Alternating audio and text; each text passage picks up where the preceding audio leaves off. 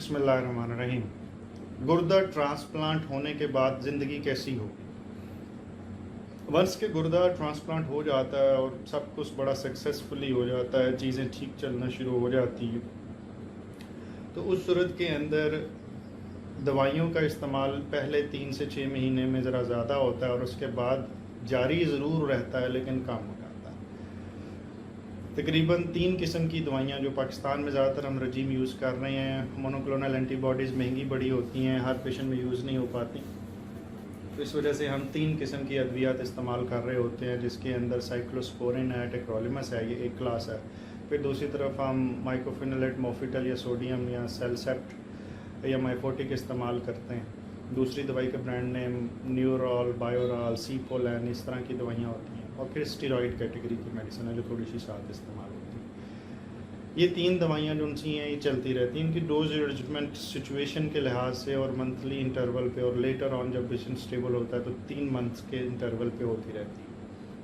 लेकिन इन दवाइयों का ख़र्चा सिग्निफिकेंट, तकरीबन माहाना ख़र्चा शुरू के अंदर 40,000 से ऊपर चला जाता है, और लेटर ऑन जब ट्रांसप्लांट ज़रा पुराना हो जाता है तो ये ख़र्चा कम होकर 25,000 के करीब या इससे नीचे भी हो सकता है, इससे ऊपर भी हो सकता है, डिपेंडिंग अपॉन के कितनी डोज की ज़रूरत पड़ रही है। एक पेशेंट की इंडिविजुअल कैपेसिटी होती है इसके अंदर।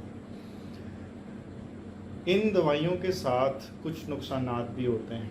यही दवाइयाँ गैर ज़रूरी तौर पे अगर ज़्यादा इस्तेमाल हों, इनकी डोज एडजस्टमेंट ना हो, पेशेंट अपने मुआलिज से राब्ते में ना हो, तो यही दवाइयाँ गुर्दे को ख़राब भी कर सकती हैं।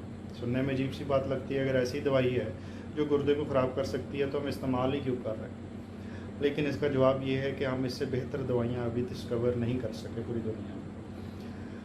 और इन दवाइयों को मुतबादिल के तौर पे बहुत सारी ऐसे टीके हैं जो माहवार लगते हैं, या कुछ ऐसी मोनोक्लोनल एंटीबॉडीज़ हैं जो इस्तेमाल की जाती हैं और साथ स्टेरॉइड कम कर दिए जाते हैं।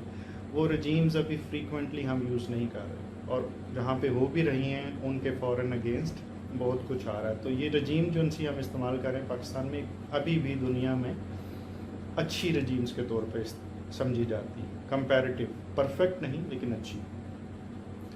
इससे इन दवाइयों के इस्तेमाल से ट्रांसप्लांट के बाद शुगर का अंदेशा होता है। उसके अलावा यूरिक एसिड बढ़ सकता है, चिकनाई जिस्म में डिस्टर्ब हो सकती है, ब्लड प्रेशर के मसाइल हो सकते हैं, और कुछ लोगों को बालों की ज़्यादती और कुछ को बालों की कमी का प्रॉब्लम होता है। कुछ लोगों के हाथ के अंदर ट्रेमर्स आ जाते हैं, हाथ कांपना शुरू हो जाते हैं, मसूड़े जो उनसे हैं वो सूज जाते हैं, ब्रश करते हैं तो उसके अंदर ब्लीडिंग होना शुरू हो जाती है, और पेन भी हो जाती है, कुछ लोगों को गम सेंसिटिव भी हो जाती है। इन तमाम चीज़ों का इलाज होता है और फ्रीक्वेंटली मरीज़ ठीक हो जाता है।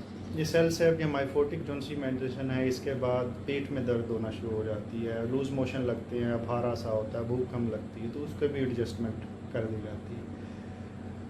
और स्टेरॉइड का इस्तेमाल कम से कम रखा जाता है। ज़ाहिर है स्टेरॉइड को लॉन्ग टर्म में बहुत ज़्यादा नहीं दिया जाता, लेकिन उसके देने के ज़रूरत जो सी है वो बड़ी अशद है, और वो पास का सारी उम्र ट्रांसप्लांट के बाद लेनी पड़ती है।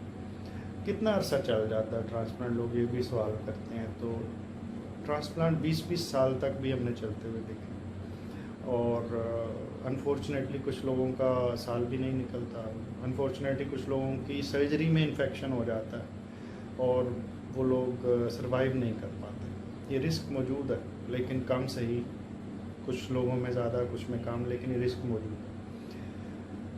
इसके बारे में मैं अपने पोस्ट ग्रेजुएट रेजिडेंट से डिस्कस कर रहा होता हूँ। हमारी ऑब्जर्वेशन ये है कि हमारे गवर्नमेंट सेक्टर में कुछ ऐसे पेशेंट्स भी आते हैं जो तकरीबन 15 साल उनके ट्रांसप्लांट को हो चुके हैं, 13 साल 14 साल हो चुके हैं। वो दवाइयों में भी कुछ 19-20 करते हैं अफोर्डेबिलिटी की वजह से, लेकिन उनके ट्रांसप्लांट ठीक चल रहे हैं।